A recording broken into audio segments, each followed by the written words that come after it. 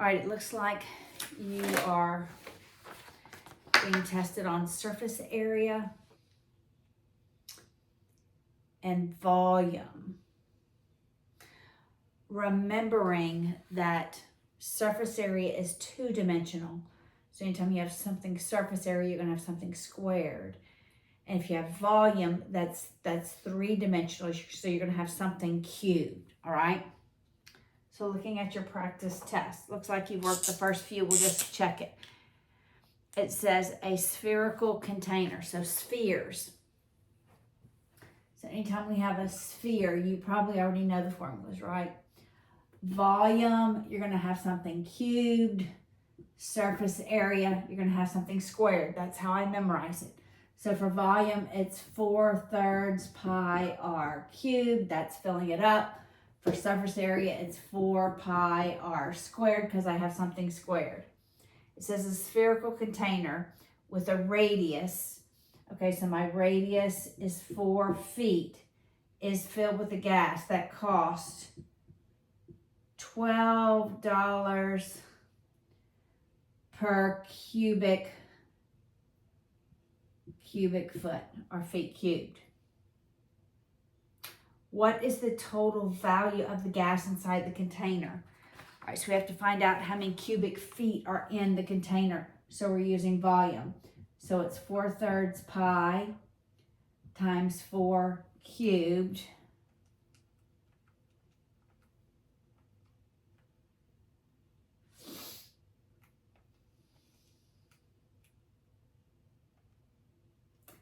So that's about 268.0826, and you multiply that by $12 per cubic foot. That's probably what you got, huh?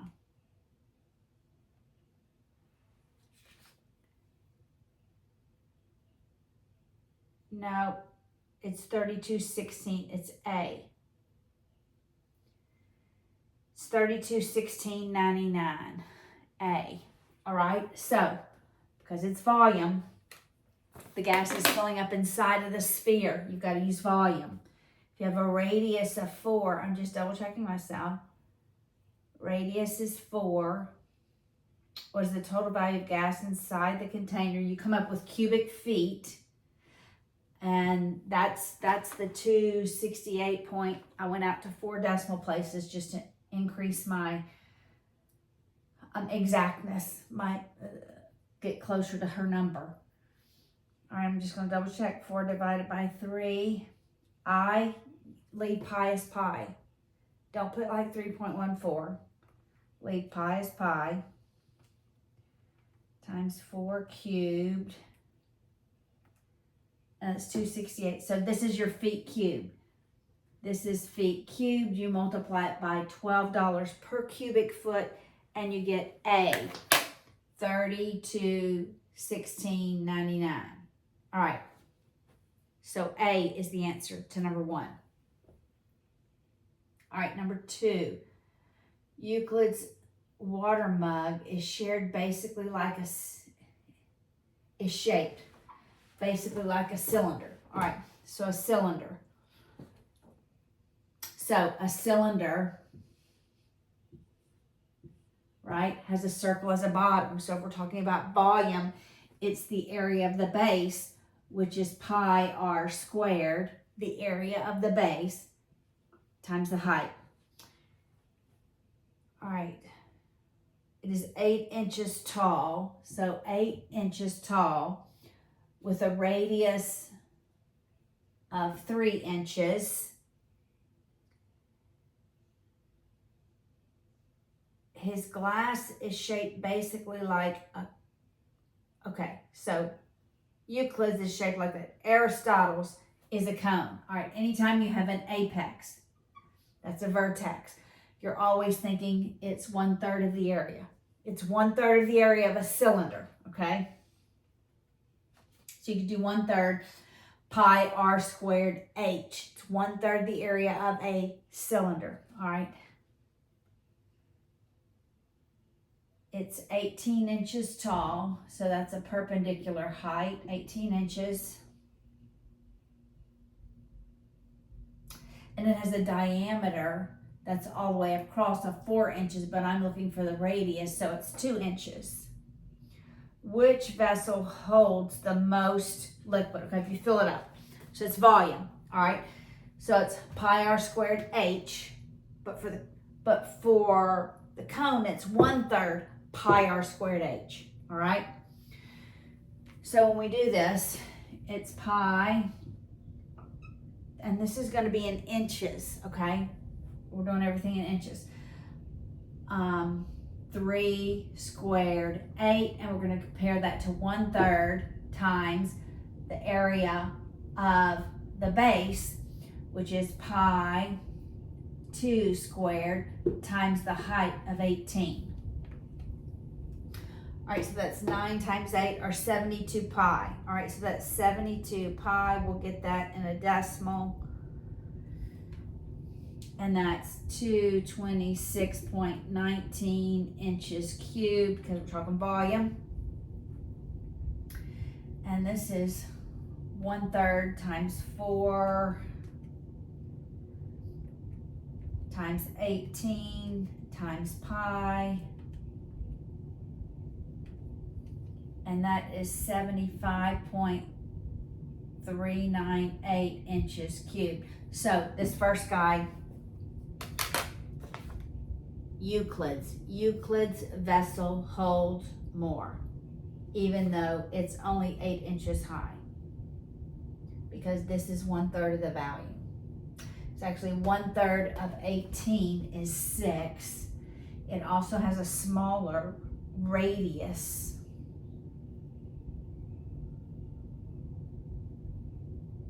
Just making sure I did it all right. Yeah. So it's Euclid. Euclid's holds more. All right, number 3. My eraser dropped.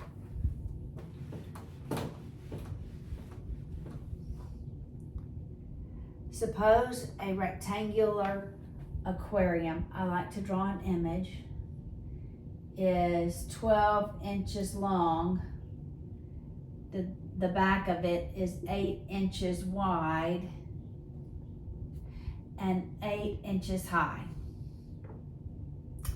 It provides enough room to safely house 6 guppies. Okay, we can put 6 guppies in here. Assuming that the number of guppies that can safely be housed depends upon the size of the aquarium. How many guppies can be safely housed in an aquarium? All right, so if 6 can do in that area, how many, and it's got to be a proportion. All right, how many can fit in one that's 24 inches by 16 by 16? All right, so we're going to do a proportion. All right, so 6 guppies go in what area? And it's all in inches, right? So 12 by 8 by 8. 12 by 8 by 8, which is 768. We don't know how many guppies can go in this area, 24 by 16 by 16. They're all going to take up the same amount of space. 24 by 16 by 16, that's 6144. All right, you're going to do cross multiplication. That's 6 times 6144 equals 768. Number of guppies, divide by 768. And you have times 6 divided by 768. You have 48 guppies. So 48 can be in this space. All right, so it was a proportion. 6 guppies can live in this many cubic inches. How many guppies in that many cubic inches? All right, so proportion. All right, number 4. Play-Doh stores his Pokemon cards in a box measuring, we have another box measuring 8 by 6 by 14, all in inches. Okay, This is Plato. Of course, then we have another one, Socrates. All right, Socrates. Sources magic cards in a cake box. Okay, it's 1 foot. I'm going to make them all inches. Make everything inches, okay? So it's 12 inches by 12 inches by 5 inches.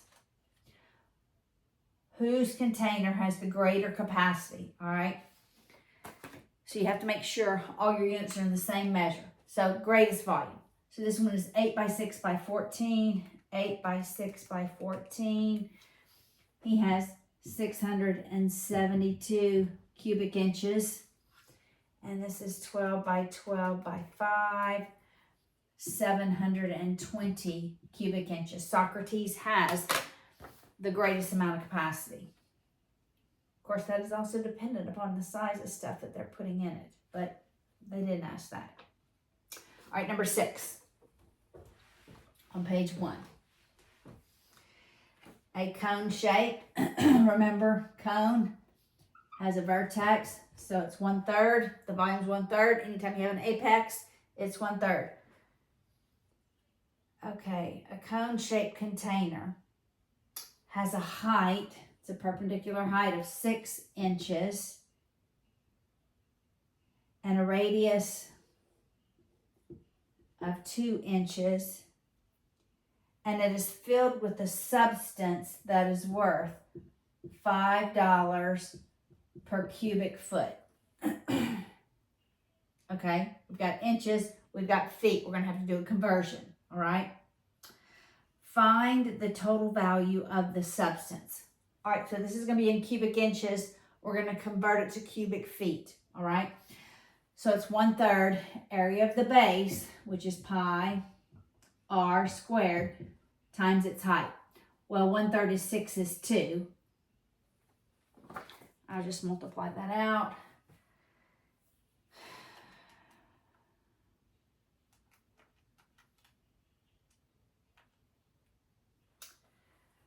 All right.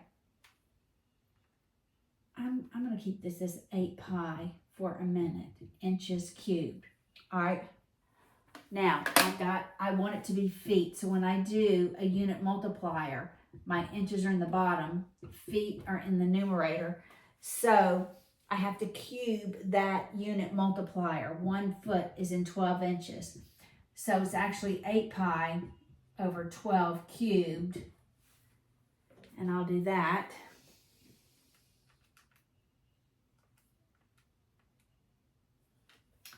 So I have a number 0.0145 cubic feet. Now we multiply that by $5 per cubic feet. And you get 0.07. I think that's what you said. Yeah, 7 cents. C is correct. All right. Number 9 on the next page.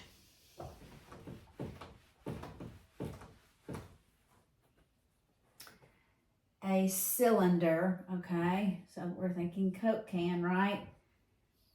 A cylinder that is 4 inches tall has a radius of 1.5 inches, can hold, so this one can hold 10 cents worth of soda.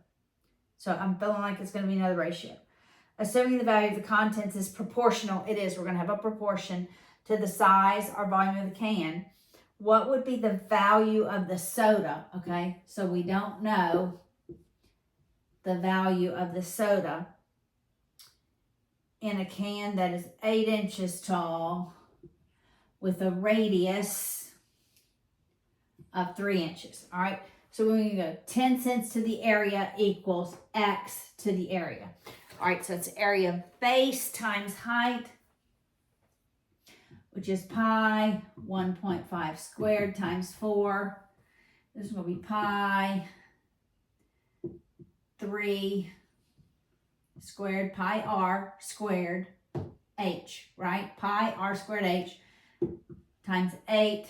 So that's 1.5 squared times pi times 4. So this is 10 cents. I'm going to leave it, I'm not going to put decimals in there. I'm just going to leave it 10 over 28.2743. We don't know how many cents, but we're going to know it's cents when we get it, okay? And I'm going to put this in the base. So that's 3 squared, which is 9, times 8 times pi, and we'll write that as a decimal. Maybe we won't. This is 72 pi. What was this? I think this was 8 pi. Maybe we'll leave pi as pi until we get to the end. That's probably a wiser choice, actually. This is 9 pi. Oh, look. I see unit multiplier. Okay, you can cross multiply. But if I multiply that by 8, I get to 72. So I have to multiply that by 8 to get to that one. Okay, when you see a unit multiplier. All right, so it's going to be 80 cents, but we'll do the cross multiplication. Do you understand what I'm saying about a scale factor, a unit, a multiplier? All right, so that's 9 pi. X equals 10 times 72 pi. That's going to be 720 pi. Divide both sides by 9 pi. The pi's cancel. It's 720 divided by 9, and that's 80 cents. Okay, so you can anticipate some of that if you see, oh, I can multiply 9 by 8 to get to 72. That was number 9. Number 10.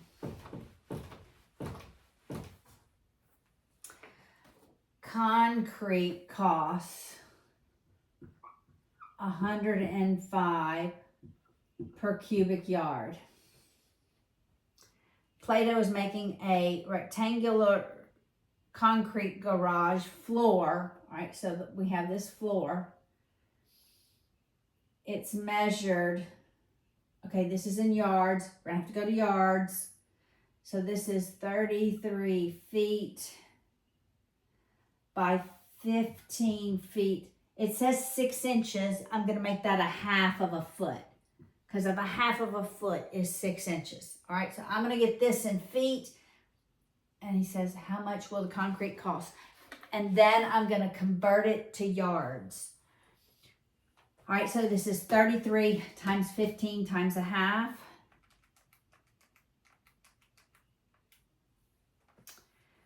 Which is 247.5. But that's cubic feet. To convert it to cubic yards, I have to cube my unit multiplier. Feet go in the denominator, yards go in the numerator.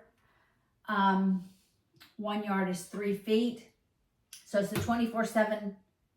So it's the 247.5 divided by 3 cubed, which is 27.